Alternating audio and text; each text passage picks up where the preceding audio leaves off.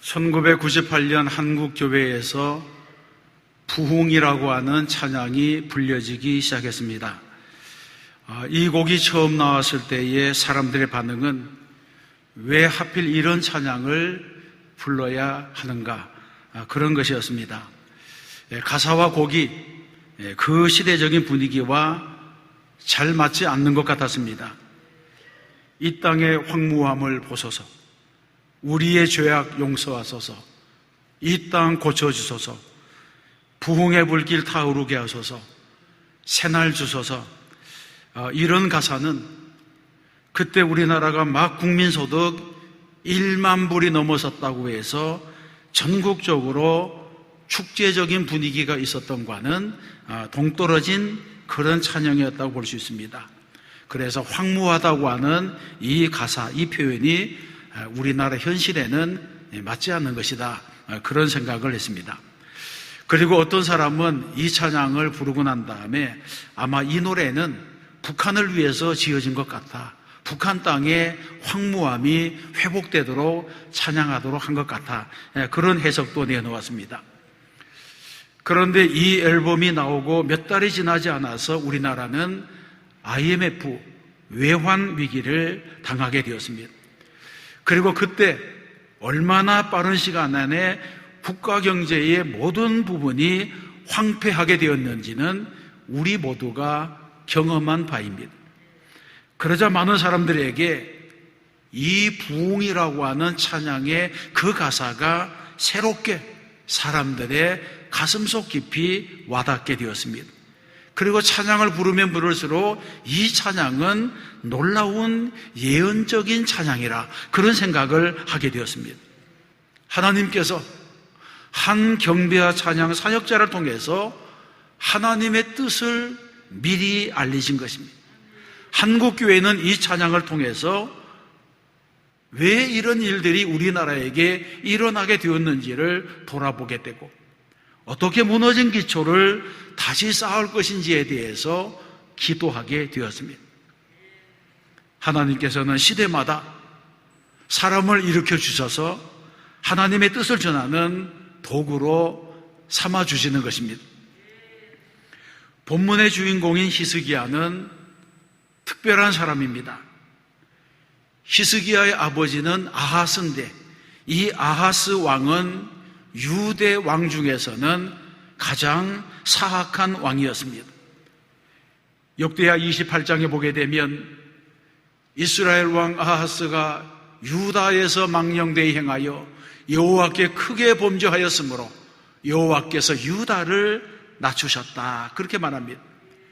그리고 성경에서는 아하스가 행한 망령된 일들이 무엇인가를 나열하면서 바알과 아세라의 숭배, 몰렉 숭배, 산 위와 모든 푸른 나무 아래에서 분향한 일, 여호와의 전에 문을 닫은 일, 성전의 기구와 도구를 부수어버린 일, 거기에 더해서 살아있는 자기 아들을 불태워서 우상 앞에 제물로 바친 이런 일들을 저질렀습니다. 우상 숭배와 성전의 문을 닫은 일이 하나님 앞에서 저주거리가 된 것입니다. 이런 일들은 백성으로 하여금 하나님을 더욱 멀리 떠나게 했습니다. 그리고 국가적인 타락까지 불러오게 되었습니다. 성경에서는 결국 아하스가 망령되이 행한 일이 아하스와 온 이스라엘을 망하게 하였다고 증언하고 있습니다. 그런데 아이러니한 것은 이런 아하스에게서 경건한 히스기야가 태어났다고 하는 것입니다. 하나님의 역사는 신비롭습니다.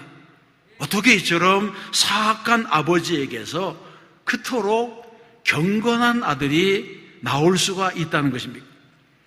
창세기에도 보게 되면 거짓되고 모순에 가득 찬 인물인 야곱에게서 요셉과 같은 완전한 지혜자가 태어났습니다. 그런데 여러분, 십계명에 보면 이런 말씀이 있습니다. 나를 미워하는 자의 죄를 갚되 아버지로부터 아들에게로 3, 4대까지 이르게 하겠다고 하는 말씀입니다.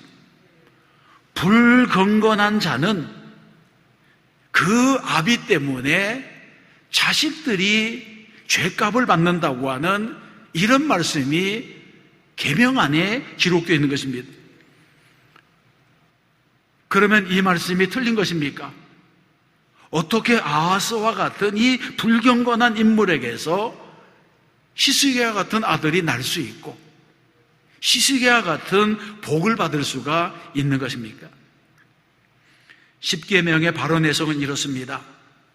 조상의 죄가 3대, 4대까지 미친다고 하는 것은 자녀들이 그들의 조상의 죄악에 동조하고 그들의 발자취를 따라가기로 행하기로 결심했을 때만 그것이 사실로 나타난다는 것입니다.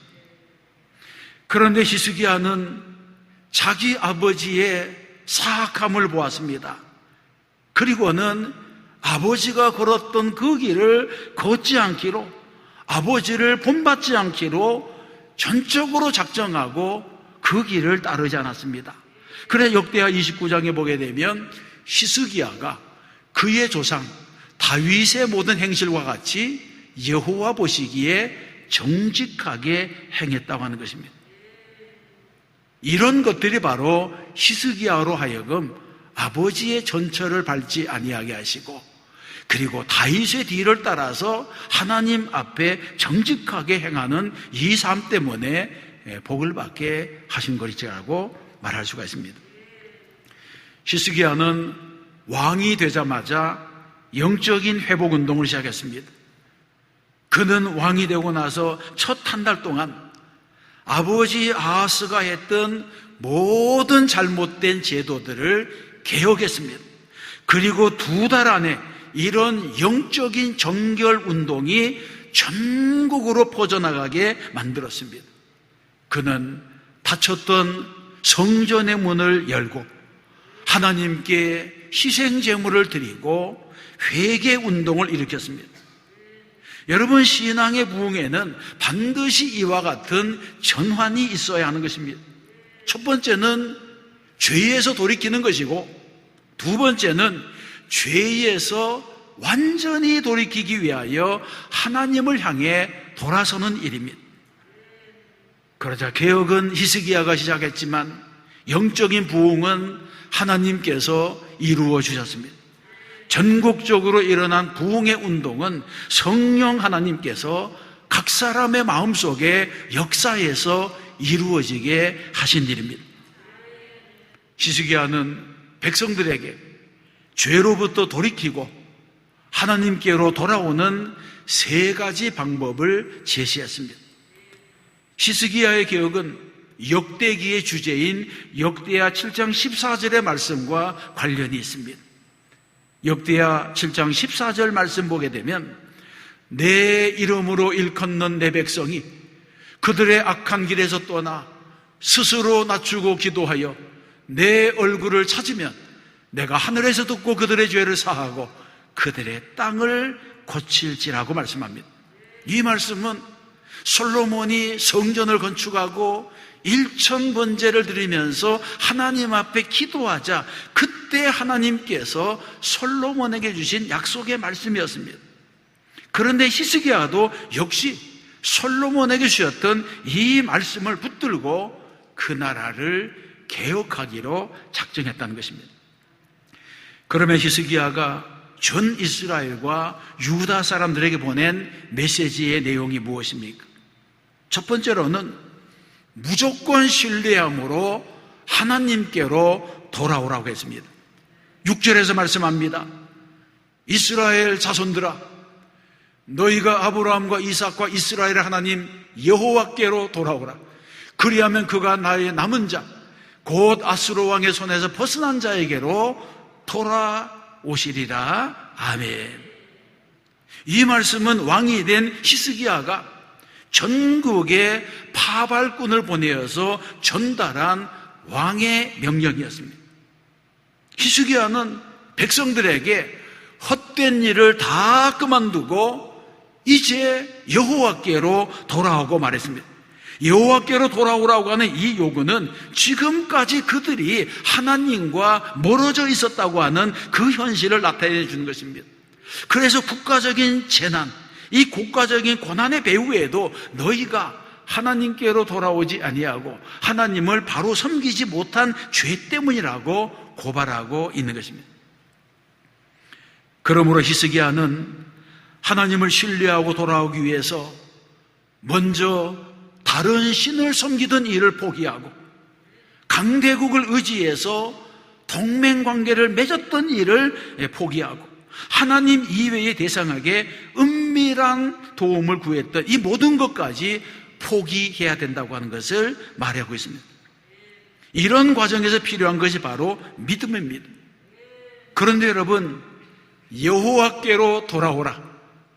그리하면 그가 너희에게로 돌아오시리라. 이렇게 말씀하는 이 말씀은 믿음이 없는 사람은 행할 수 없습니다. 여호와께로 돌아오는 그 일 자체가 믿지 못하면 이루지 못할 말씀이라고 하는 것입니다. 그래서 히브리서에 보게 되면 믿음은 바라는 것들의 실상이요 보이지 아니하는 것들의 증거라고 말씀합니다. 또 말씀하시기를 믿음이 없이는 하나님을 기쁘시게 하지 못하나니 하나님께 나아가는 자는 반드시 그가 계신 것과 또한 그가 자기를 찾는 자들에게 상 주시는 이심을 믿어야 할지니라. 이렇게 말합니다. 그렇습니다. 하나님을 믿지 못하면 돌아갈 수 없습니다. 하나님을 믿지 못하는데 어떻게 하나님이 요구하시는 것을 순종해서 행할 수가 있겠습니까? 히스기야는 왕이 된 이후에 아버지가 행했던 모든 잘못된 정책을 포기하고 동맹관계까지라도 철폐하고 오직 하나님만을 바라보기로 작정했습니다. 그런데 여러분, 이것이 얼마나 어려운 선택이겠습니까? 히스기야는 눈에 보이는 도움, 눈에 보이는 동맹을 허무덕뜨리고 눈에 보이지 아니하는 하나님을 붙잡은 것입니다. 하나님께서 오늘 우리에게 요구하시는 것도 바로 이런 것입니다. 하나님을 떠나서 잘못을 저지른 우리가 먼저 하나님께 돌아가야 한다는 것입니다. 우리가 하나님께로 돌아가면 하나님께서도 우리에게 돌아오시겠다고 약속하고 있습니다. 그런데 이런 잘못된 과거를 청산하고 하나님께로 돌아간다고 하는 것은 믿음이 없이는 불가능한 일입니다. 당장의 눈앞에 있는 이익을 포기하고 사회적인 모든 압력을 무릅쓰고 믿음으로 하나님을 선택한다고 하는 것은 신앙이 아니고서는 불가능한 일입니다. 여러분도 눈앞의 이익보다는 하나님을 선택하는 분들이 되시기를 바랍니다. 예수님께서도 기적을 베푸시던 그 현장에서 거듭 확인하신 것이 무엇입니까? 내가 믿느냐? 내 믿음대로 될지어다. 왜 의심하느냐? 믿음이 적은 자들아, 내 믿음이 너를 구원하였느니라. 가라, 내 믿음대로 되리라. 이런 말씀들이 주님이 우리에게 주신 말씀인 것입니다. 우리는 언제나 믿음으로 반응하는 사람이 되어야 할 줄로 믿습니다. 그래서 고린도 후서에서도 말씀하기를 너희는 믿음 안에 있는가? 너희 자신을 시험하고 너희 자신을 확증하라고 말씀하고 있습니다. 믿음이 있는 사람만이 잘못된 과거로부터 결별할 수가 있는 것입니다. 하나님을 신뢰하는 사람만이 하나님께로 돌아와서 진정한 용서의 축복을 누리게 되는 것입니다.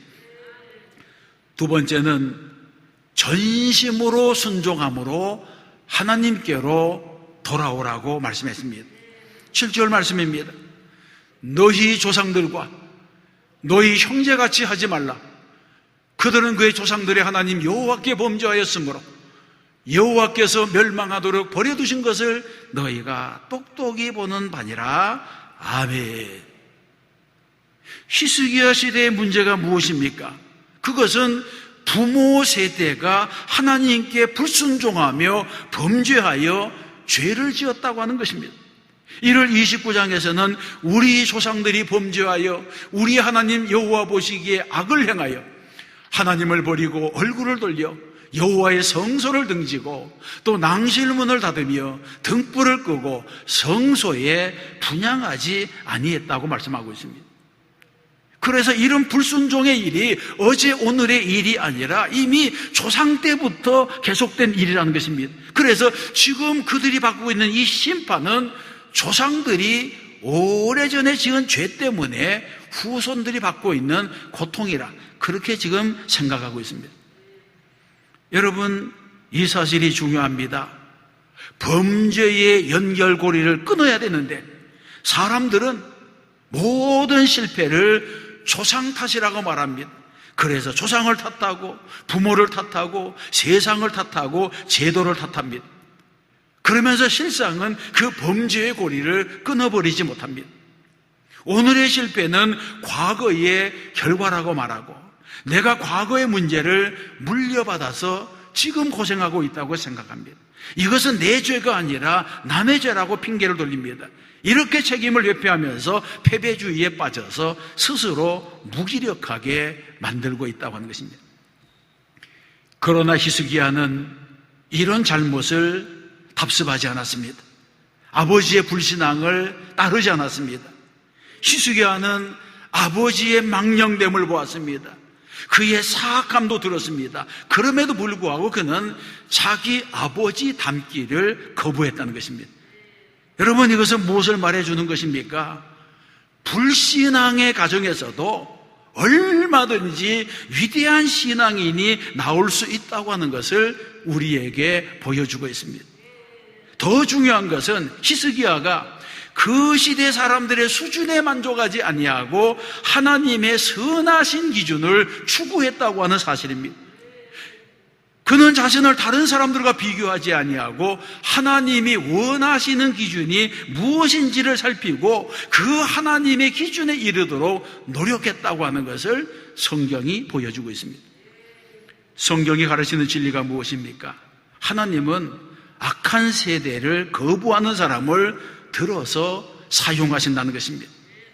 히스기야는 그 시대의 흐름에 거룩한 저항을 한 사람입니다. 히스기야가 구체적으로 어떤 일을 한 것입니까? 열왕기하 18장에서 말씀합니다. 그가 여러 산당들을 제거하며 주상을 깨트리며 아세라 목상을 찍으며 모세가 만들었던 놋뱀을 이스라엘 자손이 이때까지 향하여 분향함으로 그것을 부수었다 그럽니다. 히스기야는 우상의 제단만을 부순 것이 아닙니다. 모세가 느보산에서 만들었던 놋뱀마저도 부숴버렸습니다. 왜냐하면 그것이 아무리 성물일지라도 사람들이 그것을 우상처럼 섬기고 그것 앞에 분향했기 때문에 부수어서 가루를 만들어 버린 것입니다. 히스기야는 전국에 있는 모든 우상의 제단, 바알과 아세라, 몰렉의 신상을 깨뜨리고 다시는 하나님을 떠나지 않겠습니다. 우리가 우상을 섬기지 않겠습니다. 조상들의 죄를 되풀이하지 않겠습니다. 이런 다짐을 하나님 앞에서 한 것입니다. 하나님이 아닌 것에 예배하는 죄를 끊어내겠다고 했습니다. 그리고 이것은 말로만 구호로만 그렇게 한 것이 아니라 실천적인 순종을 백성들에게 보여주었다고 하는 것입니다.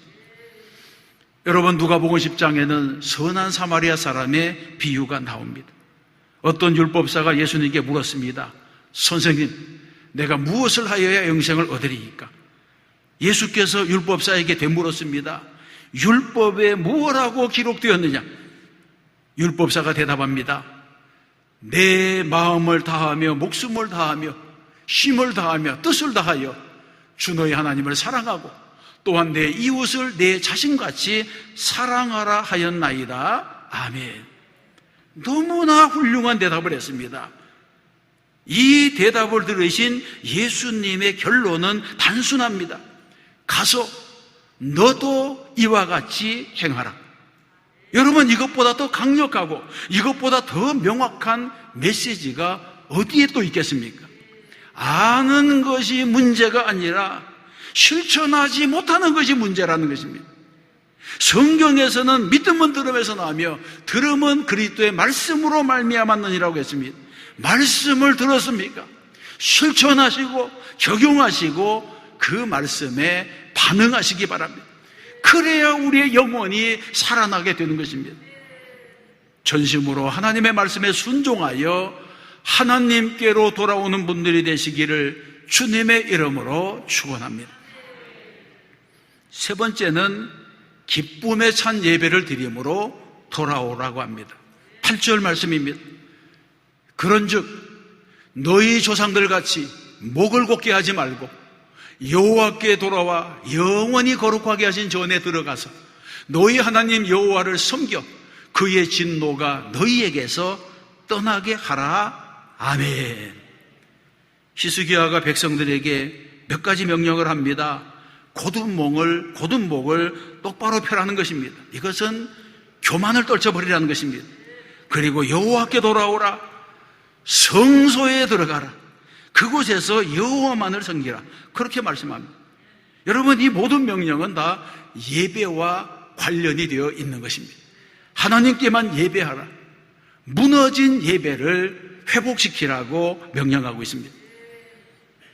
성경은 예배 회복을 명령하면서 성전 중심의 신앙을 강조합니다. 특별히 여호와께서 영원히 거룩하게 하신 전이라고 하는 이 말씀에 주목해야 됩니다. 성전은 사람이 청소해서 깨끗하게 만드는 곳이 아니라 그곳에 여호와 하나님이 계시기 때문에 영원히 거룩하게 구별된 곳이라고 하는 것을 말씀하고 있습니다. 왜 성전이 중요한 것입니까? 역대하 7장에 보게 되면 솔로몬이 성전을 건축하고 일천 번제를 드리면서 하나님께 기도했습니다. 이 성전을 향하여 손을 펴고 무슨 기도나 무슨 간구를 하거든 주는 계신 곳 하늘에서 들으시며 사유하시되 각 사람의 마음을 아시오니 그의 모든 행위대로 갚으시옵소서. 이런 기도입니다. 솔로몬이 이렇게 기도하자 하나님이 즉시 응답했습니다. 이제 이곳에서 하는 기도에 내가 눈을 들고 귀를 기울이리니 이는 내가 이미 이 성전을 택하고 거룩하게 하여 내 이름을 여기에 영원히 있게 하였으며 내 눈과 내 마음이 항상 여기에 있으리라고 말씀했습니다. 여러분, 하나님은 모든 기도를 들으시지만 오늘 이 말씀에 의하면 특별히 성전에서 드리는 기도에 더 잘 응답하시겠다고 말씀합니다. 내 눈과 내 마음이 항상 여기 있겠다는 것입니다. 그리고 내가 눈을 들고 귀를 기울이면서 성전에서 하는 기도를 들으시겠다고 말씀하고 있는 것입니다. 성전은 하나님께서 특별히 구별하신 거룩한 곳이기 때문에 그렇습니다. 그래서 우리 모두도 성전 중심의 신앙을 가져야 하는 것입니다. 한국교회는 이번에 코로나 바이러스의 파동을 겪으면서 많은 것들을 생각하고 또 많은 것들을 배우게 되었습니다. 특별히 장기간 계속된 전염병 사태를 질병관리본부와 의료진들과 수많은 자원봉사자들의 헌신적인 노력, 이 노력 때문에 막아내게 되고 많은 국민들의 생명을 살리고 이 사태를 잘 수습해서 이제 극복하게 될 것이라고 하는 안도감을 국민에게 주게 되었습니다. 과거 메르스 사태 때 만들어진 매뉴얼이 이번에 빛을 보게 된 것입니다. 이에 비해서 한국교회는 컨트롤 타워도 없고 매뉴얼도 없이 우왕좌왕하면서 넉 달이라고 하는 시간을 보냈습니다. 신천지 사태가 일어나자 서울의 대형 교회들이 너도 나도 교회 문을 닫고 현장 예배를 포기하면서 온라인 예배로 전환했습니다. 그런데 이렇게 한 번 문을 닫은 교회는 문을 다시 열기가 쉽지 않았습니다. 그래서 최소한 부활절까지는 교회 문을 열 수가 없었고 어떤 교회는 황금 연휴까지 피하느라고 5월 10일이 되어야지 겨우 교회 문을 열었습니다. 짧게는 6주, 길게는 12주 만에 교회 문을 다시 열었습니다. 지금까지는 상상할 수 없었던 일이 한국교회의 예배 현장에서 실제로 일어난 것입니다. 여러분, 사실 개교회는 힘도 없고 약합니다.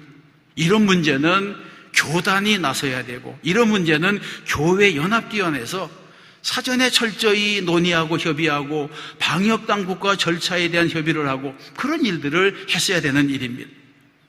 교회가 문을 닫더라도 단계가 있어야 되는 것이고 그 문을 닫는 절차로 가는 과정이 있어야 됩니다. 예를 들면 우리는 교회가 문을 닫기 전에 여러 가지를 먼저 할 수 있습니다.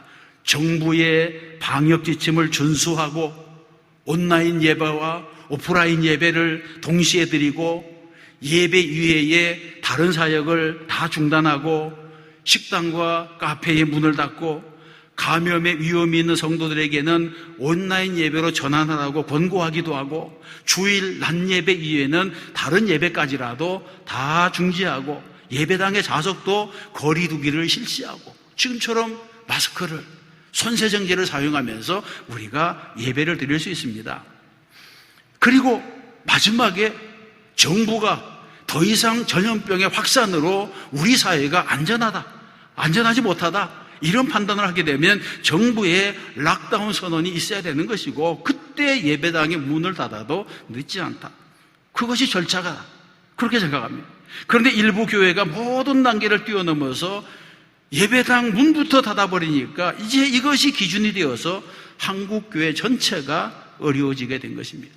우리 주변에 있는 교회들의 목사님들, 지금 예배가 회복된 지가 수주가 지났지만 예배 출석이 50%에 이르지 못합니다. 이런 교회들이 지금 많이 있습니다. 그리고 그런 교회들이 안타까워하고 있습니다. 여러분, 아하스 때의 문제가 무엇입니까? 아하스가 하나님 전의 기구들을 부수고 또 여호와의 전 문들을 닫고 예루살렘 구석마다 제단을 쌓고 유다 각 성읍에서 산당을 세워 다른 신에게 분향했다고 하는 것입니다. 이것 때문에 성전의 문을 닫은 것이 하나님의 진노를 불러왔다고 말하고 있습니다.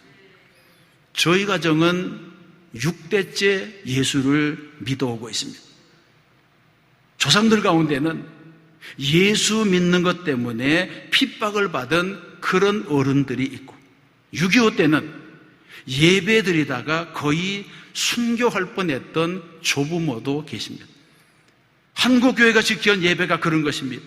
기독교는 예배가 전부입니다. 예배를 잃으면 모든 것을 잃는 것이고 예배하지 않는 교회는 더 이상 교회가 아니고 예배하지 않는 사람은 교인이라고 말하기가 어렵습니다. 여러분, 앞으로도 이제 코로나가 가을이 되면 제2의 코로나 팬데믹이 닥쳐오고 또 제3의 팬데믹이 닥쳐오고 계절 독감처럼 재발하게 될 것이라고 말합니다. 그리고 우리가 알지 못하는 또 다른 전염병들이 일어나게 될 것입니다. 그러면 전염병이 일어날 때마다 우리는 매번 문을 닫고 집 안으로 들어가야 되겠습니다. 저는 앞으로 이런 일이 생기면 이번에 우리 교회가 했던 이 사례가 좋은 모델이 될 것이라고 생각합니다. 우리는 온라인 예배와 오프라인 예배를 겸하여 드리면서 정부의 방역 지침도 지키면서 공식적인 락다운이 될 때까지는 기다려야 되는 것입니다. 교회만 차별해서 다른 곳은 문을 닫고 교회부터 문을 닫으라고 하는 이런 지시는 손해가 나도 거절해야 된다고 저는 생각합니다. 여러분, 클럽에서 문제가 생겼을 때에 전국의 클럽의 문을 닫게 했습니까? 콜센터에서 문제가 생겼을 때에 전국의 콜센터의 문을 닫게 했습니까?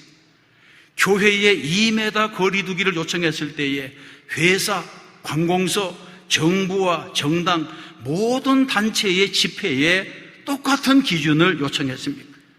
여러분, 이 방역 기준이라고 하는 것은 모든 사람들에게 똑같이 적용될 때에 공평성이 있고 설득력이 있고 거기에 강제력까지 더해지게 되는 것입니다.